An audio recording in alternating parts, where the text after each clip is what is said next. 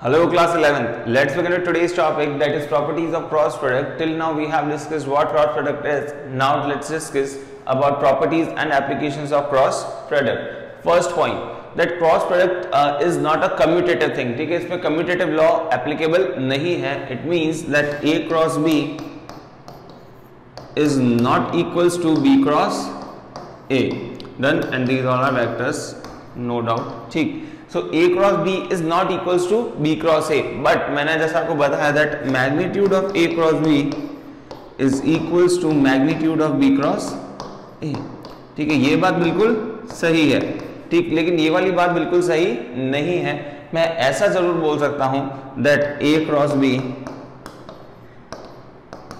is equals to minus of B cross A. This thing is absolutely correct. इसमें मेरे को कोई भी दो राय नहीं है, ये बिल्कुल सही है. अगर आपको याद हो तो मैंने आपको ऐसा बताया था, लाइक इफ एक इस तरह से है ए, ठीक, एक इस तरीके से है बी, ठीक, एंगल है थीटा, हमेशा छोटा एंगल लेना होता है, राइट हैंड खोलना होता है, ए पे लगाओ बी पे घुमाओ, this is a cross B, this thing. ठीक है, तो ये प्लस जेड. अगर मैं कहूँ बी क्रॉस ए, तो बी पे रखो, ए पे घुमाओ, छोटा एंगल कवर करना है. ऐसा अब ऐसा कभी मत सोचना कि ऐसे घुमा दूं क्या सर, नहीं. क्यों? क्योंकि ये एंगल बड़ा है, अपने को हमेशा छोटा एंगल कंसीडर करना है. We need to consider this smaller one angle. ठीक है, तो बी क्रॉस ए अंदर की तरफ तो माइनस जेड आया. मैग्नीट्यूड तो 100% सेम है, लेकिन एक की डायरेक्शन प्लस जेड आई तो दूसरे की माइनस जेड आई. इसी तरह से हमेशा ए क्रॉस बी और बी क्रॉस ए की डायरेक्शन जो होगी वो हमेशा 180 डिग्री होगी. ठीक है, ये आपस में हमेशा 180 डिग्री पे होंगे. ये प्लस पे है तो ये माइनस पे होगा. ठीक है, जेड की अगर मैं बात करूं तो. ठीक, तो इस तरीके से क्या है, कम्यूटेटिव लॉ है. चलिए let's get on next point, that is cross product is distributive. Yes, cross product के अंदर डिस्ट्रीब्यूटिव लॉ एप्लीकेबल है. कैसे? Let's check it out. अगर मैं बोलता हूं that a cross b plus c, ठीक, इसका मतलब क्या है कि मेरे को करना है ए क्रॉस ए का मतलब क्या हो गया, A1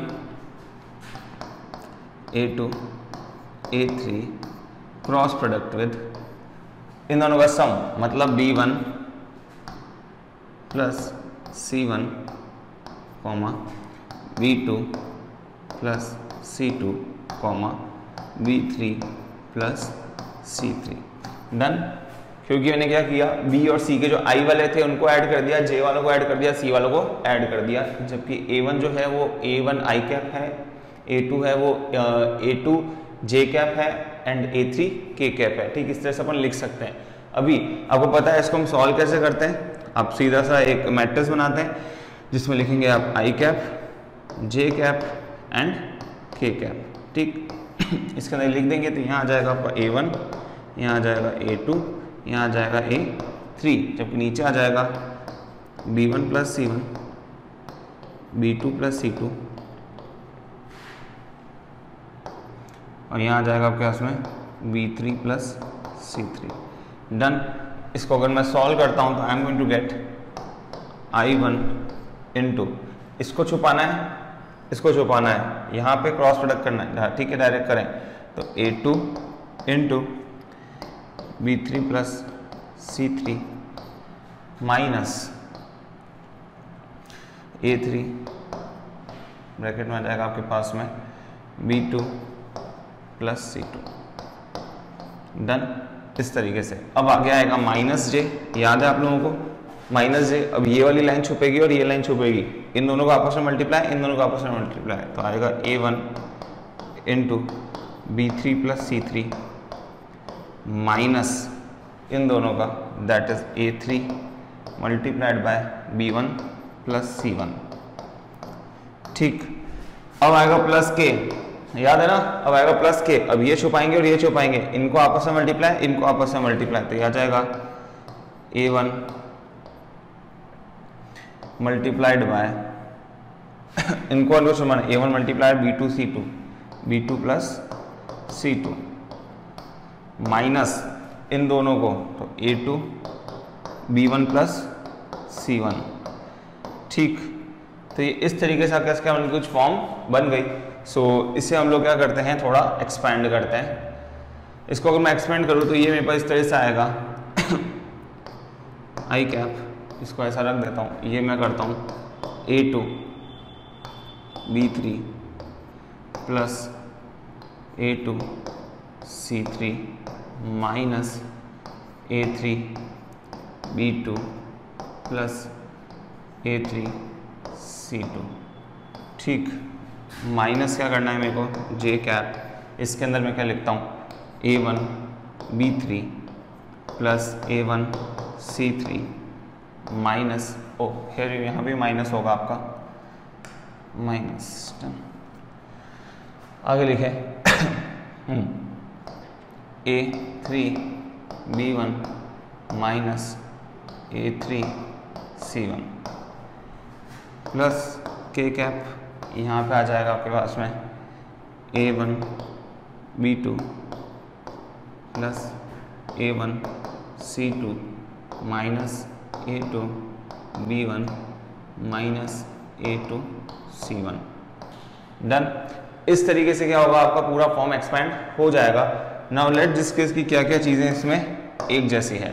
ठीक, A2 B3, ठीक है, इसके सामने आप लेंगे B2 A3, यहाँ पर आप लेंगे A1 B3 और इधर लेंगे आप लोग B3 A1, इधर लेंगे आप A1 B2 और यहाँ लेंगे आप A2 B1। ठीक, इनको अलग लिखें और बाकी वाली टर्म्स को अलग लिखें, तो ये इस तरह से कुछ बन जाएगा।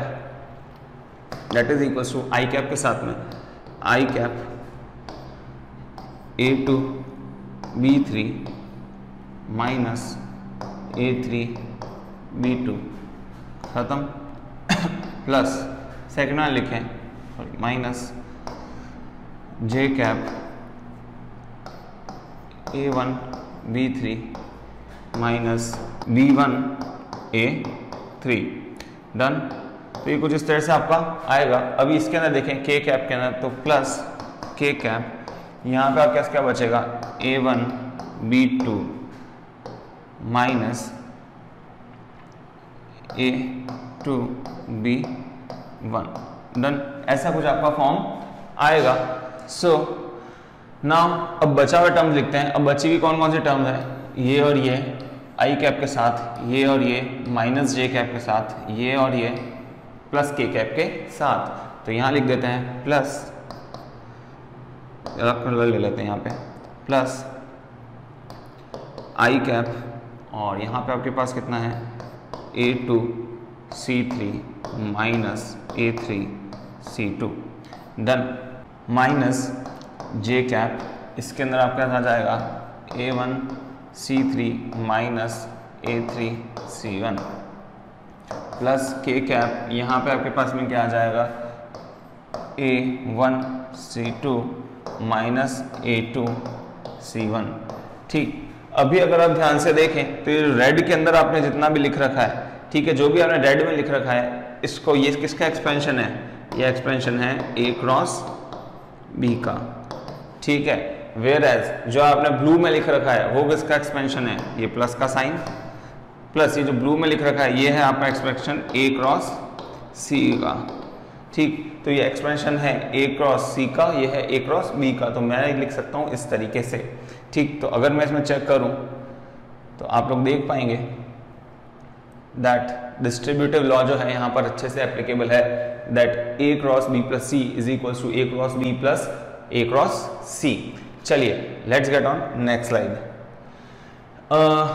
It says that cross product of two vectors is always perpendicular to the two vectors. अब जो दो वेक्टर्स का आप क्रॉस प्रोडक्ट कर रहे हैं तो उसका जो क्रॉस प्रोडक्ट आएगा वो हमेशा परपेंडिकुलर होगा उन दोनों वेक्टर्स के लिए। जैसे हमने आपको बताया था अभी कि अगर ये आपका क्या है एक्स वाई प्लेन है, लाइक इधर आपका वेक्टर है, इधर आपका वेक्टर है, ठीक है, let it be A vector, let it be B vector, तो हमेशा जो आपका इनका क्रॉस प्रोडक्ट आएगा सी, वो हमेशा इनके परपेंडिकुलर होगा, या तो आउटवर्ड या इनवर्ड, जहां पर भी हो। ठीक, तो outward the plane, inward the plane, जहां पर भी हो, लेकिन होगा हमेशा इस प्लेन के परपेंडिकुलर। जिस प्लेन में ये दो वेक्टर्स आपके आ रखे हैं उसके परपेंडिकुलर प्लेन के अंदर ही हमेशा आपका इनका क्रॉस प्रोडक्ट आएगा। Please keep this in your mind. If A cross B is the cross product of A and B, then A cross B is always perpendicular to both A and B। इस चीज को आप ध्यान रखेंगे, इसमें कुछ खास समझाने का नहीं है, इसको याद रखना है। 100% किसी भी तरह से भूले नहीं, बहुत ही अच्छी एप्लीकेशन है इस पर्टिकुलर क्रॉस प्रोडक्ट के टॉपिक की। चलिए let's get on a question. तो इसके लिए चलते हैं। पहले तो हमें अगर कोई बोले कि आप एक काम करो, ए और बी कोई दो वेक्टर्स हैं, ठीक है, इनका एक परपेंडिकुलर वेक्टर फाइंड आउट करो, तो आप करोगे yes we can find out a perpendicular vector जो क्या है c, that is equals to a cross b. हमेशा आप इसके लिए ध्यान रखोगे, जैसे ही कोई बोले कि आप ए क्रॉस ए और बी का कोई परपेंडिकुलर वेक्टर बताओ, आप कुछ नहीं करोगे, कोई रैंडम बताना है आपको, तो आप सिंपली क्या करोगे, ए को बी से क्या कर दोगे, क्रॉस प्रोडक्ट कर दोगे, and you are going to get a perpendicular vector. Even आप बी क्रॉस ए भी कर सकते हो, क्या करो, परपेंडिकुलर वेक्टर से मतलब है, ठीक, कुछ भी कर सकते हो। क्रॉस प्रोडक्ट जैसे ही करोगे आपको एक परपेंडिकुलर वेक्टर मिलेगा इन दोनों का, ठीक। चलिए let's get on a question to understand in a better way. यहां बोलता है find out a vector perpendicular to both a and b where a and b are given by these two expressions। तो हमें क्या पता है, c that is a perpendicular vector is equals to vector a cross vector b। चलिए let's do it. यहाँ i cap, यहाँ j cap, यहाँ k cap, without any objection. अभी डायरेक्ट आप लोग लिख दें यहाँ पे 2 1 1, नीचे लिख दें 1 -1 2। इसको सॉल्व करें, you are going to get I cap multiplied by 2 -1 -j into, अपने क्या करना है, j को माइनस किया, इसको इससे, तो 2 2 जा 4 2 2 जा 4 -1, ठीक। चलिए फिर आएगा आपका प्लस k कैप, तो यहाँ पे आप लोग क्या लिख देंगे, k में इसको छुपाओ इसको छुपाओ, इन दोनों चीज़ों को आपको क्या करना है, छुपाना है। देखें तो -2 -1, इसको सॉल्व कर लेते हैं, तो यहाँ आ जाएगा आपका 3i cap -3j cap -3k cap, इस तरीके से, ठीक। तो आपको मिल गया that this vector c is equals to 3i cap -3j cap -3k cap. तो ये जो वेक्टर है ये वेक्टर a और वेक्टर b के परपेंडिकुलर है, ठीक। चलिए let's get on next application. Next application से दैट कि अगर आपको निकालना हो find a unit vector which is perpendicular to both a and b, तो उस केस में आप क्या करेंगे, आपको पता है that a vector c is a cross b, ठीक है। तो आपको यूनिट वेक्टर पूछे तो हम निकाल लेंगे unit vector of c that is a cross b divided by magnitude of a cross b, as simple as that, ठीक। आप सिर्फ एक यूनिट वेक्टर निकाल लेंगे उसी वेक्टर से। तो एक क्वेश्चन करते हैं, उस चीज को अच्छे से समझते हैं, ठीक। अभी अपन ने देख लिया जो वेक्टर c आया वो कितना आया था, सेम वेक्टर से अगर आप चेक करेंगे तो निकाल भी सकते हैं वापस से, तो वो आता है 3i cap -3j cap -3k cap, ठीक। अब आपको यूनिट वेक्टर निकालना तो c cap is equals to 3i cap -3j cap -3k cap divided by under root 3 square plus 3 square plus 3 square, that is equals to 3 common ले लेता हूँ, i cap -j cap -k cap divided by 3 root 3 से गया 3, that is equals to 1/√3 i cap -j cap -k cap, ठीक। इस c को आपको एक बार खुद से फिर से अपने आप यहाँ पे निकालने की कोशिश करिएगा। a और b को आप पूरा का पूरा मैट्रिक्स बनाकर डिटरमिनेंट सॉल्व करके खुद वापस निकालेंगे। ये पुराना ही वाला क्या है आपका डेटा है, ठीक। तो इस तरह से आप इस चीज को फाइंड आउट कर सकते हैं। चलिए let's get on next application. ये ऐसा बोलता है कि जैसे अपन ने वेक्टर निकाला, कोई रैंडम वेक्टर, फिर अपन ने निकाला यूनिट वेक्टर, अब अगर बोले पर्टिकुलर लेंथ का निकालो, ठीक है। ऐसा बोलता है कि आप क्या करो एक पर्टिकुलर लेंथ का एक ऐसा वेक्टर निकालो जो उन दो वेक्टर्स को क्या हो, परपेंडिकुलर है। लाइक एक आपके वेक्टर ये है a, एक आपके वेक्टर ये है b। अब आपको बोलता है तीसरा वेक्टर निकालो c जो इन दोनों के परपेंडिकुलर हो और जिसका मैग्नीट्यूड सम 5 मीटर हो, 6 मीटर हो, जितना भी हो उतना हो। तो आप क्या करोगे, पहले यूनिट वेक्टर निकाल लोगे इन दोनों का, एक ऐसा यूनिट वेक्टर जो इन दोनों का परपेंडिकुलर वाला है दिस, फिर उसको इस पर्टिकुलर स्केलर क्वांटिटी से मल्टीप्लाई कर दोगे, ठीक। तो वही करना है यहाँ पर भी। तो if d is a vector perpendicular to a and b having magnitude lambda, then vector d is equals to lambda times unit vector C, ठीक है, that is lambda vector C divided by magnitude of vector C, that is equals to lambda into A cross B divided by magnitude of A cross B. ठीक, इस तरह से चीज solve होगी। ठीक, A cross B करो divided by magnitude of A cross B करो, उसको स्केलर जो क्वांटिटी है उससे मल्टीप्लाई कर दो। So let's make it by using this example. चलिए, अब आपको पता है कि यहाँ का जो इन दोनों को सॉल्व करके जो अपना वेक्टर आया था, जो आया था vector C, that was equals to 3i cap minus 3j cap minus 3k cap. ठीक, इससे जो यूनिट वेक्टर आया था वो आया था आपका 1/√3i cap minus j cap minus k cap. ठीक, अब मुझे लगाना है d, जिसकी लेंथ कितनी है 3।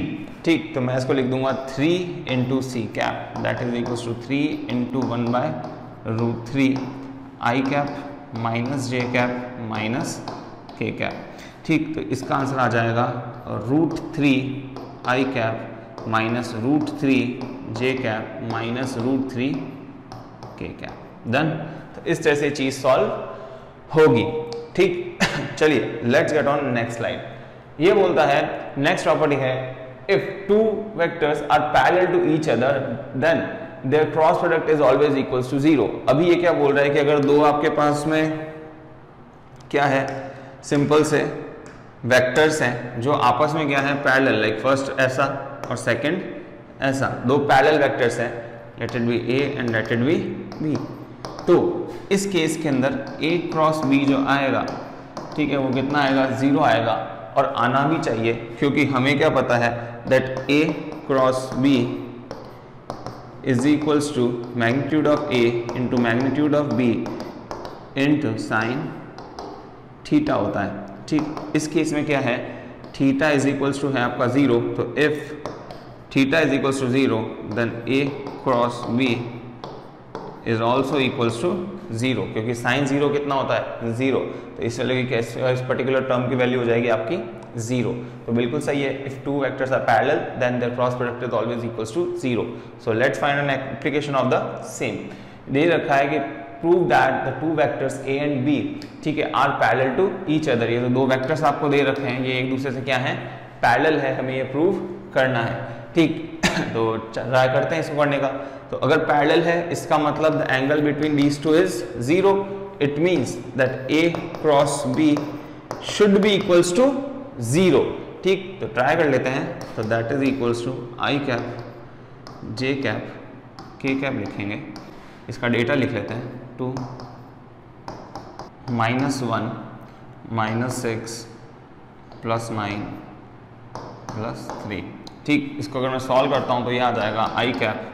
ठीक, इनको आपस में मल्टीप्लाई करें, इनको आपस में मल्टीप्लाई करें, तो ये आ जाएगा आपका -9 +9, ठीक, माइनस j कैप, इसको हटाएं, इस ऊपर लाइन को हटाएं, this into this 6, this into this +6 तो -6। ठीक, फिर आएगा प्लस k कैप, तो इसमें इसको छुपाएं, ऊपर लाइन को छुपाएं, इन दोनों को मल्टीप्लाई करें, इनको मल्टीप्लाई करें, तो 18 -18, तो दिख ही रहा है 9 - 9 6 - 6 8 - 18 दैट इज इक्वल्स टू 0। तो दिस इज अ 0 वेक्टर। ठीक, this is 0 vector. So a cross b is equals to 0. It means that these two vectors are representing two parallel vectors. Done. चलिए, let's get on some application of the cross product. So here we are having few applications like torque, angular momentum, area of triangle, area of parallelogram and so on. ये कई सारी है। यहाँ basic आपको एक दो चीज़ें बता रहा हूँ, क्योंकि आने वाले टाइम में आप बाकी सारी चीज़ें डिटेल में पढ़ पाएंगे। अभी मैं आपको ज़्यादा बताऊँगा तो इतना समझ में नहीं आएगा। सो जैसे अगर टॉर्क है, तो टॉर्क होता है आपके पास में r क्रॉस f। ठीक है, r क्या है, परपेंडिकुलर डिस्टेंस है फोर्स से।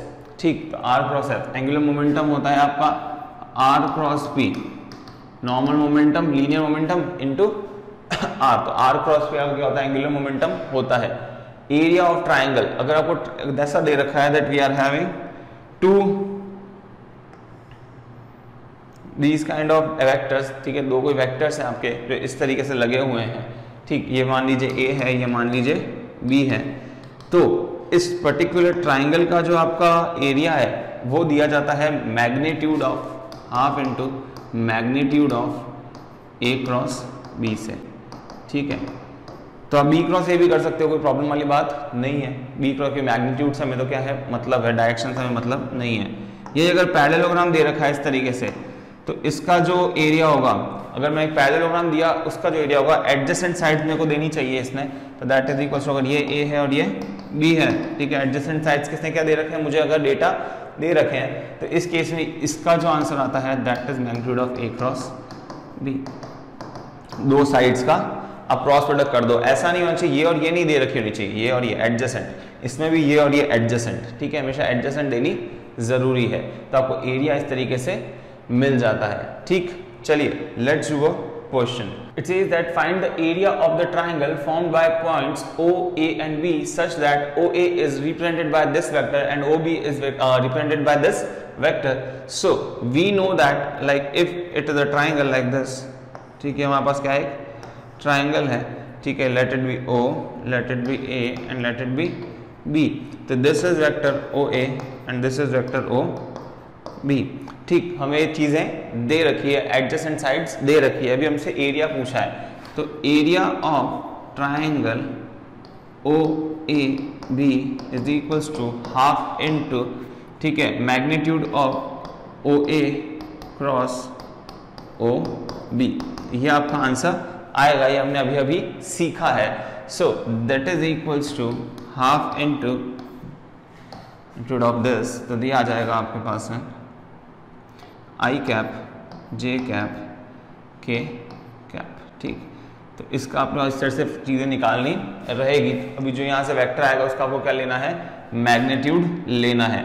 So let's do it. यहाँ पे आएगा आपके पास 1 2 3 -3 -2 1, ठीक। सो इसको मैं एक बार पहले इस चीज़ को सॉल्व कर लेता हूँ, सिंपल सा, सिर्फ मैं डिटरमिनेंट सॉल्व कर रहा हूँ।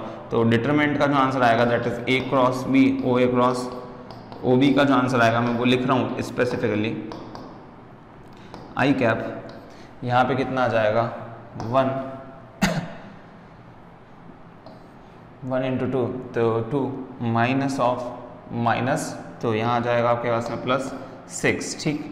इसके बाद में हम लोग आगे बढ़ जाते हैं माइनस जे कैप, तो यहाँ पे आ जाएगा आपके पास में, इसको छुपाओ इसको छुपाओ, तो 1 × 1 1, माइनस ऑफ -9, तो +9 लिख दूँ। फिर आएगा प्लस के कैप, तो प्लस के कैप मतलब ये लाइन छुपाओ ये लाइन छुपाओ, तो दिस इनटू दिस, तो ये हो गया आपके पास में कितना -2, फिर माइनस, और यहाँ पे आ गया आपका 6, तो यहाँ पे आ जाएगा +6, डन। तो इसको सॉल्व करो तो ये पता आएगा 8 आई cap -10 J cap +4 k cap, done. Now things are easier for me. अभी मेरे को पता है that area of triangle OAB is equals to half into magnitude of OA cross OB, ठीक। तो that is equals to 1/2 into √, ठीक, 8 का square 64 plus 10 का स्क्वायर 100 प्लस 4 का square 16, that is equals to half into √180, that is equals to, ये आ जाएगा 36 × 5, तो 6√5 divided by 2, that is equals to 3√5, ठीक। इस तरह से आपका आंसर आएगा। अभी क्योंकि यहाँ मीटर सेंटीमीटर क्वेश्चन लिखा, हम लोग लिख देते हैं स्क्वायर यूनिट, ठीक। इस तरह से चीज़ें सॉल्व की जाती है। चलिए let's get on the next question.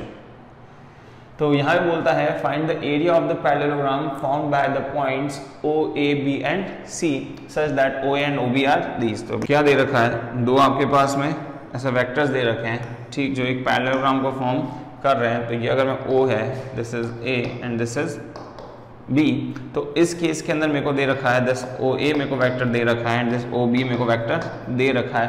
तो again area of parallelogram OACB, ठीक, इसका is equals to magnitude of OA cross OB, आपका आंसर आएगा, ठीक। तो अभी हमने जो सेम वेक्टर्स दे रखे हैं, तो अभी हमने इसको सॉल्व किया है, तो that is equals to 6√5 square unit. ठीक, तो अगेन सेम वेक्टर्स हैं, तो आप लोग इनको भी सॉल्व कर सकते हैं। चाहे कोई वेक्टर्स हो, आप उनको सिंपली क्रॉस प्रोडक्ट के लिए सॉल्व कर सकते हैं, उनका डिटरमिनेंट फाइंड आउट कर सकते हैं। Done. So that's all for today, let's meet in next lecture. Thank you.